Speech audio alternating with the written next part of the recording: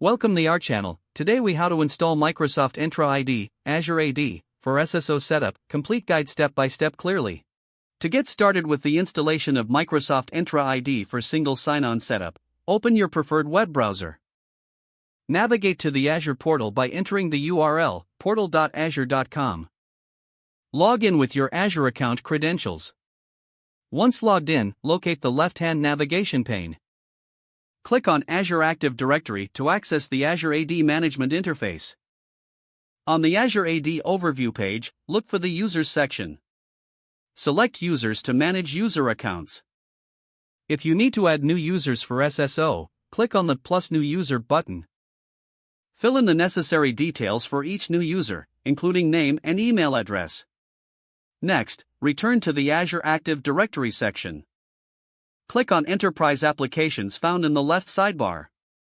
Select the plus New Application button to create a new application for SSO. Search for the application you want to integrate with Azure AD using the search box. Once you find the application, click on it to open its configuration page.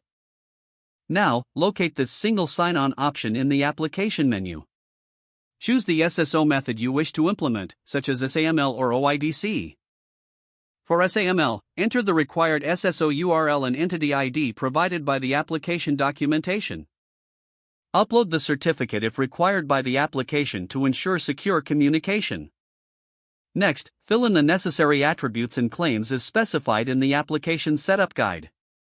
Once you've completed the configuration, click on Save at the top of the page. Now, test the SSO configuration by navigating back to the application. Make sure users can log in using their Azure AD credentials. If you encounter issues, refer to the troubleshooting section in the Azure documentation. Lastly, inform your users of any changes and provide necessary training on how to use SSO.